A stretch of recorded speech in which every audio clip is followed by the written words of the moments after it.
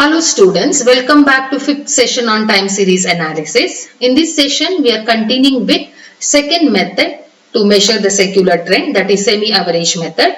In last session, we came to know that under this method, we are dividing given data into two equal parts and we will calculate average of both those two parts. Once we calculate the average, those averages are called as semi-averages. Then what we will do is, we can draw the line by a straight line by joining the points of average once we plot those points on graph. By extending the line downward or upward, we can get the intermediate value or we can predict the future value. So this is what all about semi-average method. So we had an example where we need to draw a trend line by method of semi-average. So we had 6 years data. So what we have to do is, we have to divide those 6 years data into two equal parts. First 3 years total we have to calculate and we should divide it by 3 to arrive at semi-average of first part. And next 3 years data we have to calculate the total and we have to divide it by 3 to arrive next 3 years average. So once we calculate the average, so we have to plot this average on a graph paper. So now the question is how to draw. So on OX axis we have to record the we have to write the year. On OY axis we should record the semi-averages. So 72 must value, that is first semi-averages must be plotted on the graph. How to plot it? So exactly in the year 2003, identify where this 72,000 sales will come. Identify that as the first point. Exactly against 2006, where this 112 means 1,12,000 sales will come. That point should be identified.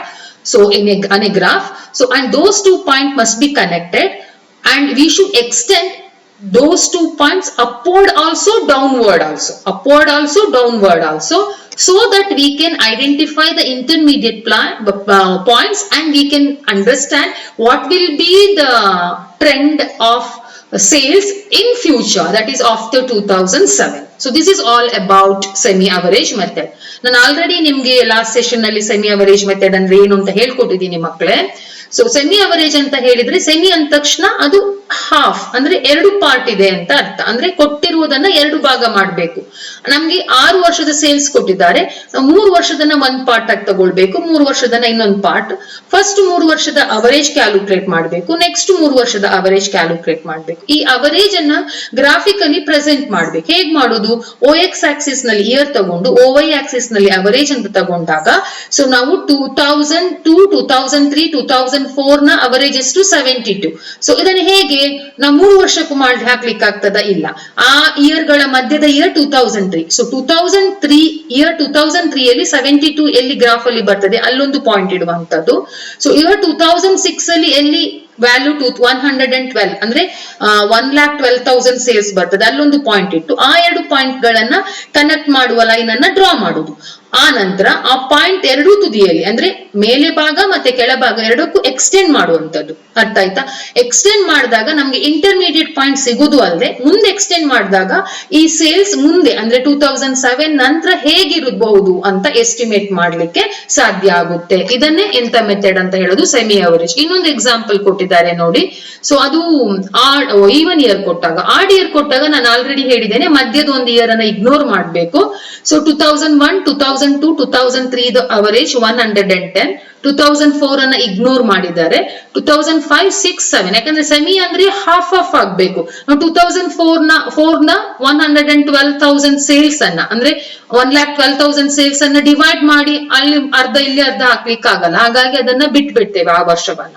So next 3 years ನ total ಮಾಡಿ divided by 3 ಮಾಡಿದಾಗ average. ಇದನ್ನ ಅವ್ರು ಏನ್ ಮಾಡಿದ್ದಾರೆ? ಎರಡನ್ನೂ plot ಮಾಡಿದ್ದಾರೆ. Sales ಅನ್ನು ಪ್ಲಾಟ್ ಮಾಡಿದ್ದಾರೆ, ಹಾಗೆಯೇ ಯಾವುದನ್ನ ಕೂಡ ಪ್ಲಾಟ್ ಮಾಡಿದ್ದಾರೆ, ಸೆಮಿ ಅವರೇಜ್ ಟ್ರೆಂಡ್ ಲೈನ್ ಅನ್ನ ಕೂಡ ಪ್ಲಾಟ್ ಮಾಡಿದ್ದಾರೆ. ಸೇಲ್ಸ್ ನೋಡಿ.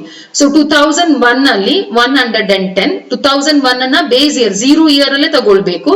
2002 105 ಕೆಳಗೋಯ್ತು, 2003 115 ಸ್ವಲ್ಪ ಮೇಲ್ ಹೋಯ್ತು, 2004 112 ಕೆಳಗ್ ಬಂತು, 2005 110, 2006 106 ಮತ್ತೆ ಕೆಳಗೆ ಬಂತು, 2007 120. ಇದನ್ನ ಅವರು ಡ್ರಾ ಮಾಡಿದ್ದಾರೆ. ಜಿಗ್ಜಾಗ್ ತರ ಬಂದಿದೆ ನೋಡಿ, ಅಪ್ವರ್ಡ್ ಡೌನ್ವರ್ಡ್ ಮೂವ್ಮೆಂಟ್ ತೋರಿಸುವ ಕರ್ವ್ ಬರ್ತದೆ, ಅದು ಆಕ್ಚುವಲ್. ಈಗ 110 2002 ನ ಮೇಲ್ಗಡೆ 110 ಎಲ್ಲಿದೆ ನೋಡಿ, 2006 ನ ಮೇಲೆ 122. ಆ 2 ಪಾಯಿಂಟ್ ಅನ್ನ ಸ್ಮೂತ್ ಕರ್ವ್ ಅಲ್ಲಿ ಕನೆಕ್ಟ್ ಮಾಡಿ, ಅಥವಾ ಸ್ಟ್ರೈಟ್ ಕರ್ವೇ ಬರ್ತದೆ, ಸ್ಟ್ರೈಟ್ ಲೈನ್ ಬರ್ತದೆ. ಸೊ ಕನೆಕ್ಟ್ ಮಾಡಿ ಆ ಪಾಯಿಂಟ್ಸ್ ಅನ್ನ ಡೌನ್ವರ್ಡ್ ಎಕ್ಸ್ಟೆಂಡ್ ಮಾಡಿ OY ಆಕ್ಸಿಸ್ ಗೆ ಟಚ್ ಮಾಡಿದ್ದಾರೆ, ಅಪ್ವರ್ಡ್ ಮೇಲ್ ತಗೊಂಡು ಹೋಗಿದ್ದಾರೆ. ಸೊ ಇದನ್ನೇ ಟ್ರೆಂಡ್ ಲೈನ್ ಅಂತ ಕರೆಯುವುದು. ಈ ಲೈನ್ ನಮ್ಗೆ ಮುಂದೆ ಸೇಲ್ಸ್ ಏನಾಗುತ್ತೆ ಅಂತ ಎಸ್ಟಿಮೇಟ್ ಮಾಡ್ಲಿಕ್ಕೆ ಹೆಲ್ಪ್ ಆಗ್ತದೆ. ಸೊ ಟ್ರೆಂಡ್ ಅಂತ ಹೇಳಿದ್ರೆ ಏನ್ ಬದಲಾವಣೆ ಆಗ್ಬಹುದು, ಮುಂದೆ ಏನಾಗ್ಬಹುದು ಅಂತ ಐಡೆಂಟಿಫೈ ಮಾಡುವಂತದ್ದು. So this is all about semi average method. So it is just like graphical method. ಇದು ಕೂಡ ಸಿಂಪಲ್.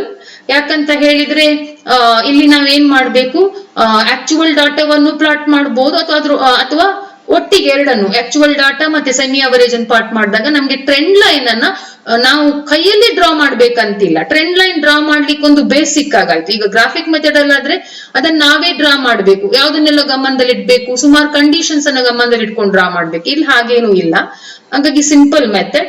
ಸೊ ಅಗೈನ್ ಆ ಟ್ರೆಂಡ್ ಲೈನ್ ಡ್ರಾ ಮಾಡುವಾಗ ಸ್ಟ್ಯಾಟಿಸ್ಟಿಷಿಯನ್ ತುಂಬಾ ಎಕ್ಸ್ಪರ್ಟೈಸ್ ಆಗಿರ್ಬೇಕು ಅಂತಿಲ್ಲ, ಅವನ ಪರ್ಸನಲ್ ಬಯಾಸ್ ಯಾವ್ದು ಇದನ್ನ ಇನ್ಫ್ಲುಯೆನ್ಸ್ ಮಾಡುದಿಲ್ಲ. ಯಾಕಂದ್ರೆ ಅವರೇಜಸ್ ಅನ್ನೇ ಎಕ್ಸ್ಟೆಂಡ್ ಮಾಡಿ ಟ್ರೆಂಡ್ ಲೈನ್ ಮಾಡಿರುವಂತದ್ದು. ಅವರೇಜಸ್ ಅನ್ನ ಫಸ್ಟ್ ಐಡೆಂಟಿಫೈ ಮಾಡಿ, ಆ ನಂತರ ಈ ಲೈನ್ ಎರಡೂ ಕಡೆ ಎಕ್ಸ್ಟೆಂಡ್ ಮಾಡ್ಲಿಕ್ಕೆ ಸಾಧ್ಯ. ಹಾಗಾಗಿ ಹಿಂದಿನದ್ದು ಹೇಗಿತ್ತು ಮುಂದೆ ಏನಾಗುತ್ತೆ ಅಂತ ಪ್ರಿಡಿಕ್ಟ್ ಮಾಡ್ಲಿಕ್ಕೆ semi average method is very useful.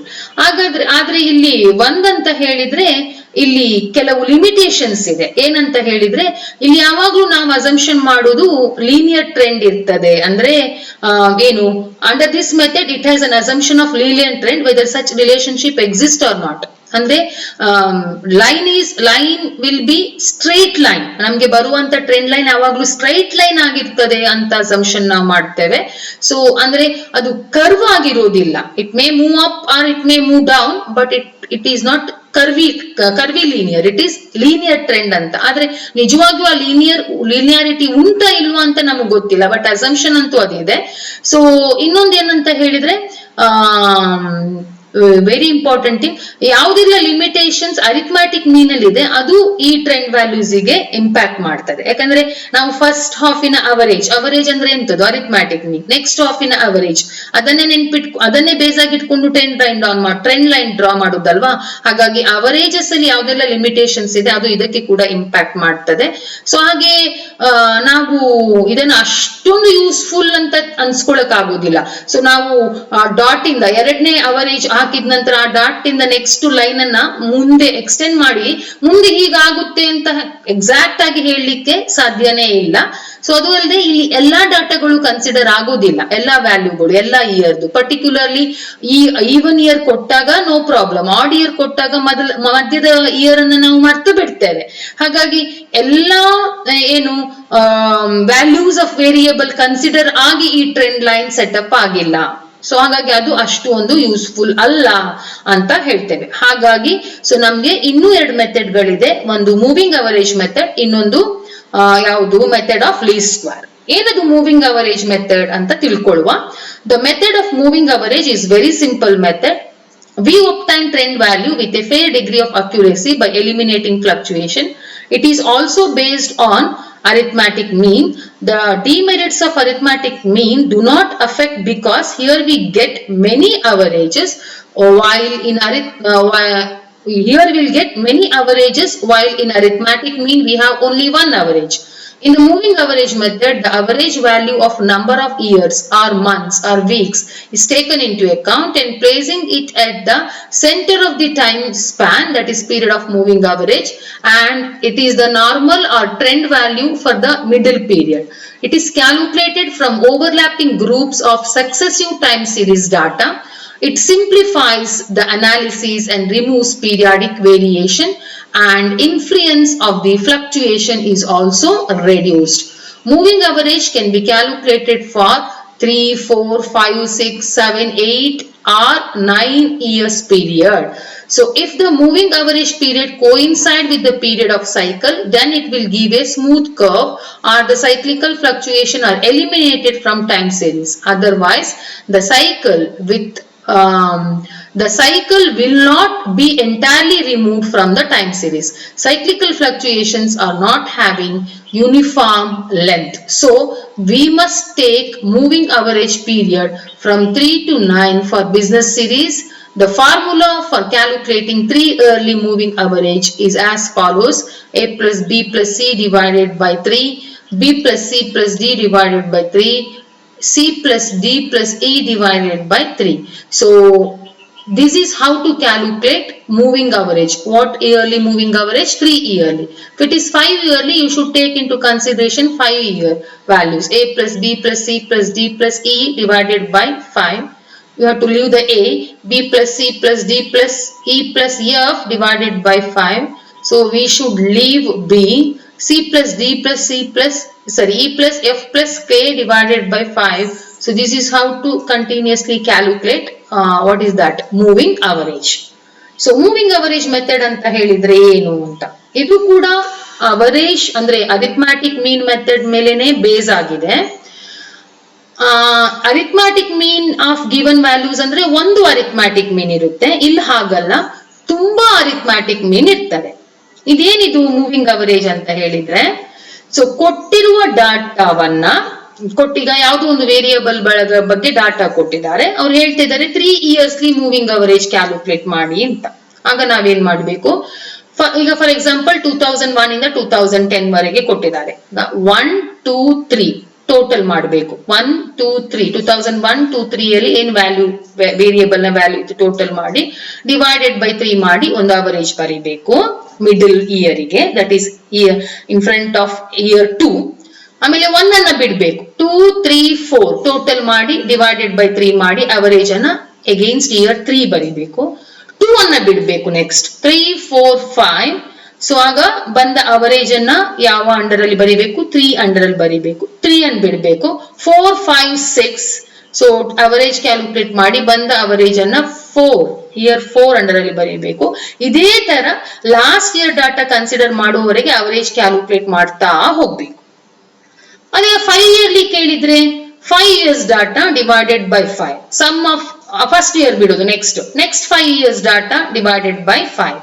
ಆಮೇಲೆ 2ನೇ ವರ್ಷನೂ ಬಿಟ್ಟು 3ನೇ ವರ್ಷದಿಂದ 5 ವರ್ಷ ಡಿವೈಡೆಡ್ ಬೈ 5. ಆ ನಂತರ 3ನೇ ವರ್ಷ ಬಿಡುವಂತದ್ದು 4, 5, 6, 7, 8 ಡಿವೈಡೆಡ್ ಬೈ 5. 4ನೇ ವರ್ಷ ಬಿಡುದು 5, 6, 7, 8, 9, 10. ಸೊ ಅಲ್ಲಿ ಡಿವೈಡೆಡ್ ಬೈ 5 ಅದು ಅವರೇಜ್. ಸೊ ಮತ್ತೊಂದು ವರ್ಷ ಬಿಡುವಂತದ್ದು 6, 7, 8, 9, 10 ಆಯ್ತು. 10 ವರ್ಷದವರೆಗೆ ಡಾಟಾ ಮತ್ತೆ ಯಾವ್ದು ಕೆಳಗಡೆ ಇಲ್ಲ. ಒಟ್ಟು 5 ಅವರೇಜಸ್ ನಮ್ಗೆ ಸಿಗ್ತದೆ. So this is nothing but what average method, moving average method.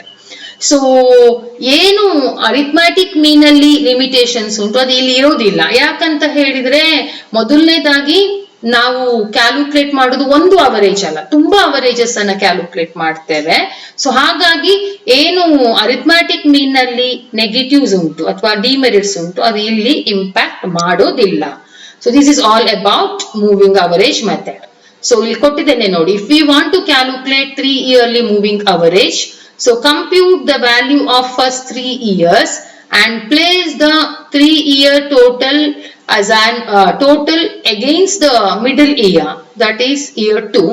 Leave the first year value, add up the values of next year for next 3 years, that is 2, 3, 4.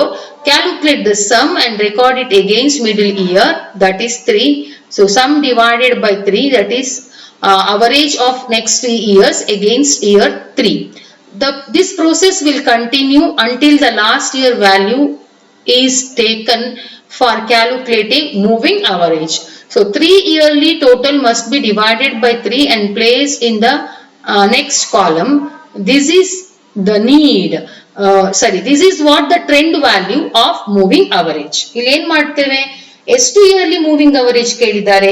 4 yearly ಕೇಳಿದ್ದಾರೆ ಅಂತ ತಿಳ್ಕೊಳ್ಳಿ. First 4 years total put in between 2000 for example 1, 2, 3, 4. Middle ಅಂದ್ರೆ 2002, 2003 ಅದರ middle ಅಲ್ಲಿ ಬರಿಬೇಕು.